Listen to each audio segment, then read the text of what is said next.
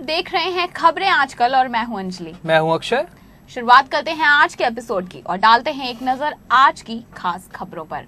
आज की सबसे पहली खबर है उपराष्ट्रपति पद के दावेदारों के नामों को लेकर, जहां एक तरफ यूपीए ने अपनी तरफ से वर्तमान उपराष्ट्रपति हामिद अंसारी का नाम ही आगे बढ़ाया है, वहीं एनडीए ने सर्वसम्मति से जसवंत सिंह को अपना कैंडिडेट बनाया है। तो अक्षय, जहां यूपीए में अभी भी हामिद अंसारी के नाम पर आम राय नहीं बन पाई है, वहीं एनडीए की तरफ से सर्वसम्मति से जसवंत सिंह को चुना गया है। Yes, Anjali, senior BJP politician and ex-finance as well as defense minister Mr. Jaswant Singh has been unanimously chosen for the post of vice president from the NDA side.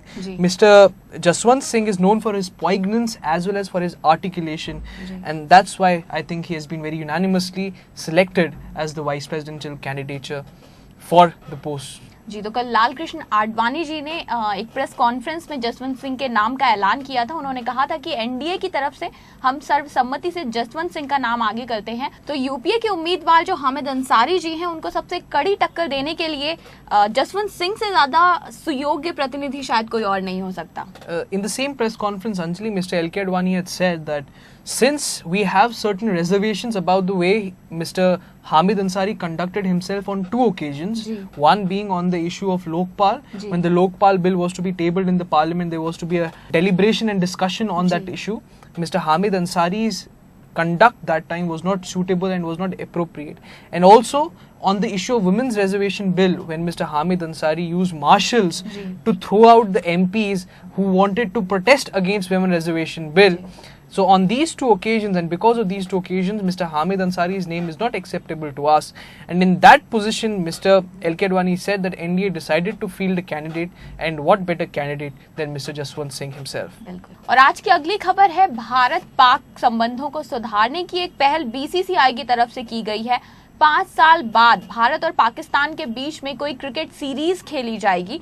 BCCI ने पाकिस्तान की टीम को आमंत्रित किया है। दिसंबर में 3 one day matches और 2 T20 matches की ये सीरीज खेली जाएगी। हालांकि अक्षर, बीसीसीआई का जो फैसला है, इसको लेकर काफी प्रश्न चिन्ह भी लगाया जा रहा है, क्योंकि जैसे अभी मुंबई हमलों की हम बात करें, जिस तरह की आतंकी साजिशों के खुलासे हो रहे हैं, पाकिस्तान में किस तरह से टेररिज्म को बढ़ावा दिया जाता है, अभी जिस तरह से अबू जुंदाल की गिरफ्तारी हुई है, उसके बाद भी ये सामने आया है कि किस तरह से पाकिस्तान में आतंकी साजिशों को अंजाम दिया जा रहा है।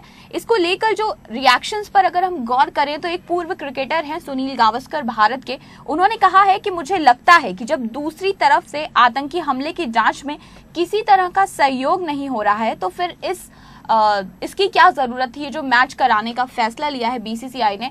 वहीं अगर बात करें हम विपक्ष के रुख की, भारतीय जनता पार्टी के रुख की, तो उन्होंने कहा है कि आतंकी टीम को भी तो साथ में ले आओ, आप क्रिकेट टीम को तो बुला रहे हो। उन्होंने बोला है मुंबई हमले में शामिल आतंकियों की टीम भी पड़ोसी देश में रह रही है और उसे भी लाया जाना चाहिए। तो आप क्रिकेट मैच तो जरूर कराइए, लेकिन साथ में वहां जो आतंकी पनप रहे हैं उनको भी तो लेकर आइए। See, Anjali, basically the basic contention on this issue is the fact that Pakistan does not seem to be receptive to the idea of coordinating with India on the issue of Mumbai terror strikes.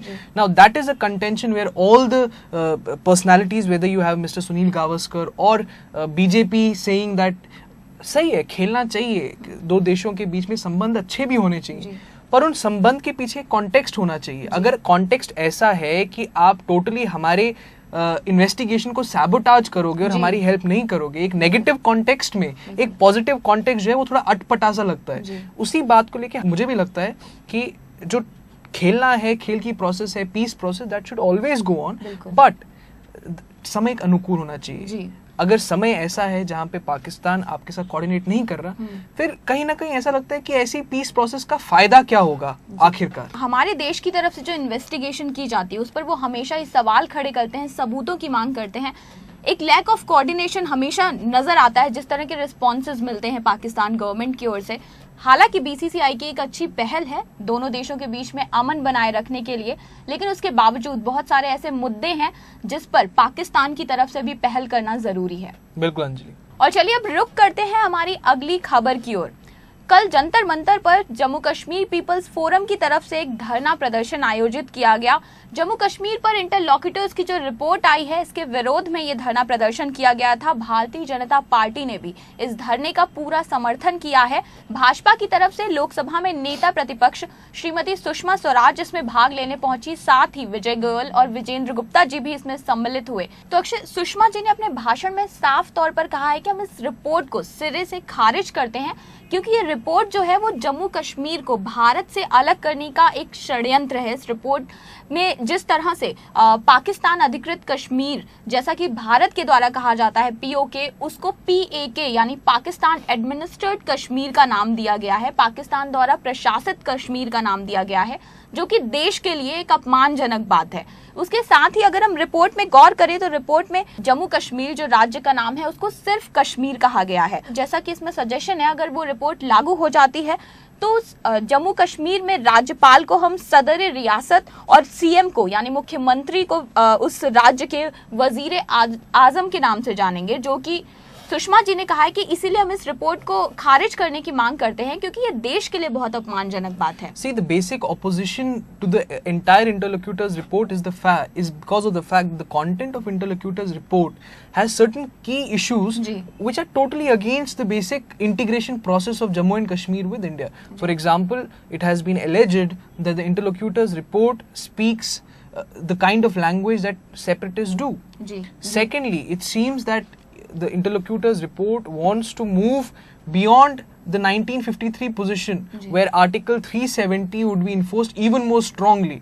And thirdly, जो interlocutors की जो report है उनने Kashmiri pandits की पूरी तौर से अनदेखी कर दी है इस रिपोर्ट में, उनकी कहीं बात नहीं उठाई गई है। और जैसे आपने खुद कहा कि पाक ऑक्यूपाइड कश्मीर को पाक एडमिनिस्ट्रेड कश्मीर का नाम देना एक कहीं ना कहीं डाइल्यूशन लगता है हमारी इंडिया की तरफ से उस एरिया के ऊपर अपने अधिकार को जमाने का। तो इसी कारण से इस रिपोर्ट को पूरी तरह से नकार दिया गया है। और हमारी आज की अगली खबर है भारत की अर्थव्यवस्था की गिरती हुई साख से जुड़ी हुई। IMF अंतरराष्ट्रीय मुद्रा कोष ने भारत का जो वृद्धि दर अनुमान है उसको घटा दिया है। IMF ने भारत की आर्थिक वृद्धि दर के अनुमान को 0.7% घटाकर 6.1% कर दिया है। वैश्विक आर्थिक स्थिति खराब होने के मद्देनजर IMF ने वृद्धि दर का ये जो अनुमान है उसे घटाया है। और अक्षय, यहाँ पर गौर करने वाली बात यह है कि IMF द्वारा किसी देश की वृद्धि दर के अनुमान में ये सबसे बड़ी कटौती है। तो इससे पहले IMF द्वारा इतनी बड़ी कटौती किसी भी देश की वृद्धि दर के अनुमान में नहीं की गई है। So now we can say that even IMF has joined the chorus where it has been said out clearly and loudly that economic management in India is not appropriate, that Indian economy seems to be dwindling, that Indian economy does not seem to be as robust as it was some times ago. And I think we need to go back to that same basic question again, that the leadership crisis in India, the serious consequence of which is that today Indian economy seems to be in a crisis mode. जी, भारत की अर्थव्यवस्था पर पिछले कुछ समय से हमेशा ही प्रश्न चिन्ह लगाए जा रहे हैं, चाहे वो इंटरनेशनल ऑर्गेनाइजेशंस हो, हमारे घर के खुद के उद्योगपति हो, सब ने यही बोला है कि भारत की अर्थव्यवस्था में सुधार लाना बहुत जरूरी है, क्योंकि देश की जो आर्थिक वृद्धि दर है वो तेजी से नीचे घटती जा रही है। हालांकि अभी तक कोई ठोस कदम नहीं उठाए गए। अंजलि, युवा चैनल की तरफ से हम यही उम्मीद लगाए बैठे हैं। और हमारी आज की अगली एक सनसनीखेज खबर है। संडे गार्डियन का एक आर्टिकल है 15 जुलाई के अंक में जो प्रकाशित हुआ था। मीडिया में हालांकि इस आर्टिकल पर ज्यादा बात नहीं करी गई है या इस रिपोर्ट को इतनी महत्ता नहीं दी गई है, लेकिन ये इस आर्टिकल के मुताबिक किस तरह से कांग्रेस पार्टी द्वारा नरेंद्र मोदी को बदनाम करने की साजिश की जा रही है उससे रिलेटेड है ये आर्टिकल। इसका टाइटल कहता है Congress plans sleaze campaign against Modi.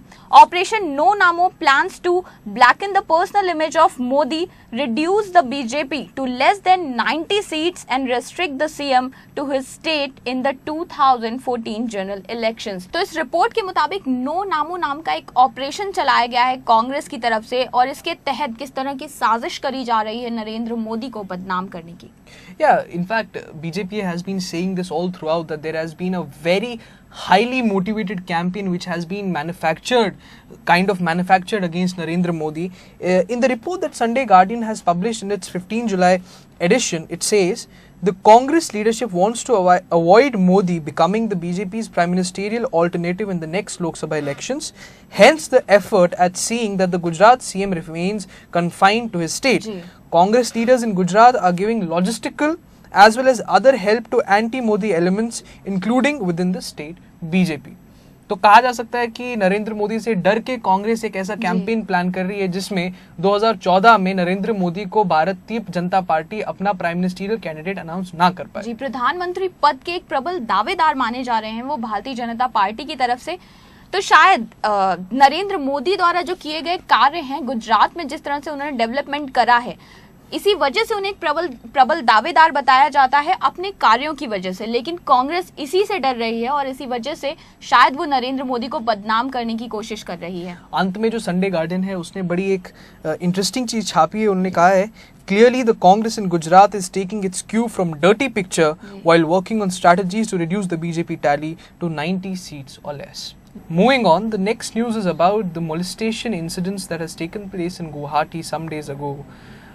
On this issue, Mr. Tarun Gogoi and his government has faltered highly and has committed a grave mistake where the pictures of the victim have been released by the state government of Assam along with her name, which is totally not how it has to be carried out.